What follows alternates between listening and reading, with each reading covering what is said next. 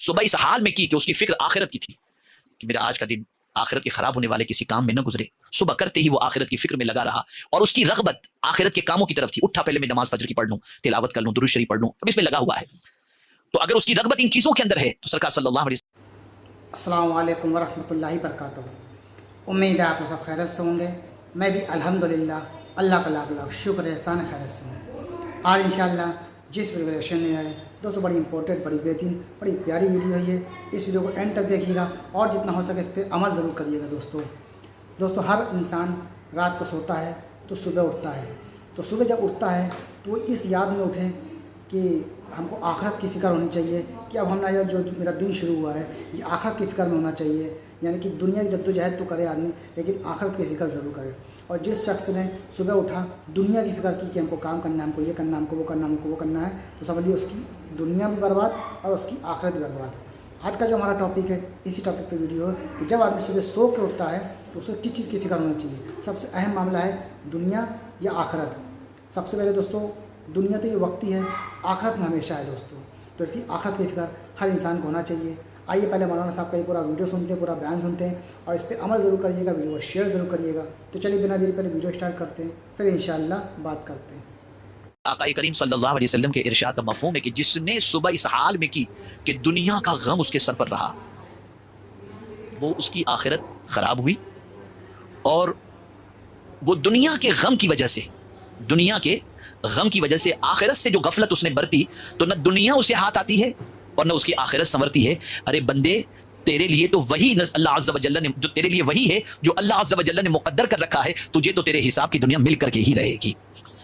اور جس شخص نے صبح اس حال میں کی کہ اس کی فکر آخرت کی تھی کہ میرا آج کا دن آخرت کے خراب ہونے والے کسی کام میں نہ گزرے, صبح کرتے ہی وہ آخرت کی فکر میں لگا رہا اور اس کی رغبت آخرت کے کاموں کی طرف تھی. اٹھا پہلے میں نماز فجر کی پڑھ لوں, تلاوت کر لوں, درود شریف پڑھ لوں, اب اس میں لگا ہوا ہے.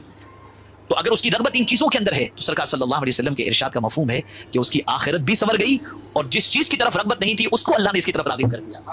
یعنی اب دنیا اس کے پیچھے چلے گی, دنیا اس کے پیچھے چلے. اور یہ بات یاد رکھیے گا کہ آخرت کی فکر کرنے والے بندے کے پیچھے دنیا چلا کرتی ہے اور دنیا کی فکر کرنے والے کے پیچھے جو ہے دنیا بالکل نہیں چلتی. اس لیے یاد رکھیے گا اگر آدمی کے بارے میں معلوم ہو جائے کہ یہ حریص ہے اور لالچی ہے اس سے کوئی محبت نہیں کرتا, لیکن اگر معلوم ہو جائے, اب جو حدیث کرتا ہوں اس سے آپ پورا مفہوم سمجھ جائیں گے کہ اگر بندے کی کیفیت یہ ہے تو صرف اس سے بندہ ہی محبت نہیں کرتا, اللہ بھی محبت کرتا ہے. اس حدیث کو آج کی نشست کی سب سے اہم حدیث کی حیثیت سے آپ دل و دماغ میں محفوظ کر لیں.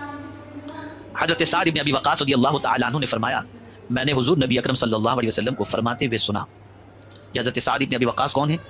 یہ وہ خوش نصیب صحابی ہیں جن کے لیے حضور صلی اللہ علیہ وسلم نے دعا کی اور ان سے فرمایا سب تو یہ کہتے ہیں کہ یا رسول اللہ میرے ماں باپ آپ پر قربان, لیکن حضرت سعد وہ ہیں جن سے حضور نے فرمایا اے سعد تجھ پر میرے ماں باپ قربان. تو اتنے جلیل القدر صحابی ہیں.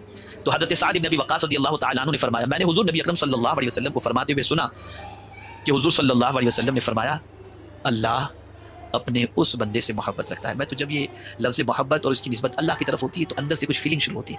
اللہ اپنے بندے سے اتنا سب ساری کائنات کا مالک, سارے جہاں کا مالک, اور وہ اپنے بندے سے محبت فرمائے. یعنی اب آپ سوچیں کوئی بڑا آج کے دور میں چھوٹے وہ خالق ہو کر بندے سے, اور کیسے بندے سے محبت فرماتے. اللہ کے ولیوں کی پوزیشن یہ تھی کہ یہ قرآن کے ان اوصاف کو تلاش کرتے تھے جن اوصاف کی بنیاد پر اللہ عز و جل ان سے محبت کرنے لگے.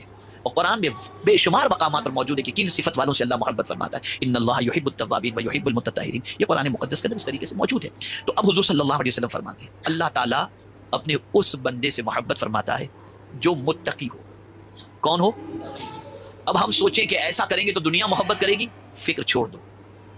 جہاں متقی بنے اللہ محبت فرمائے گا, اور اللہ اگر محبت فرماتا ہے تو خود ہی محبت نہیں کرتا. یہ بھی سن لیجیے, وہ صرف تنہا محبت نہیں کرتا, وہ پہلے آسمان والوں سے اللہ فرماتے ہیں اس بندے سے میں محبت کرتا ہوں, فرشتوں تم بھی اس سے محبت کرو. پھر فرشتوں سے کہتا ہے جاؤ زمین والوں سے کہو کہ میں اس بندے سے محبت کرتا ہوں, تم بھی محبت کرو.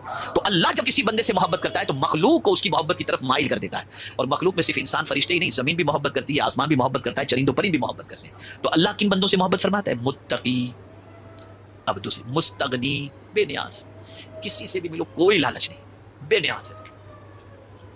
یہ نہیں کہ سیٹ آئے تو اب ذرا اور کیسے ہیں کیا ہیں, یہ کوئی لالچ ہی نہیں. ہاں اچھی طریقے سے ملو, اس لیے کہ ہر آدمی کسی اسٹیٹس کا ہے تو اس کے اسٹیٹس کے اعتبار سے اس سے ملنے میں کوئی پرابلم کی بات نہیں, لیکن اس کی طرف توجہ نہ ہو, لالچ نہ ہو, بے نیاز. تو مالدار تو تیرے گھر کا مالدار, مجھے کیا لینا دینا ہے, اور کیوں کریں ہم. اسی لیے اعلیٰ حضرت عظیم البرکت امام عشق و محبت کہتے ہیں کریم ایسا ملا کہ جس کے کھلے ہیں ہاتھ اور بھرے خزانے، بتاؤ اے مفلسوں کہ پھر کیوں تمہارا دل اضطراب میں ہے؟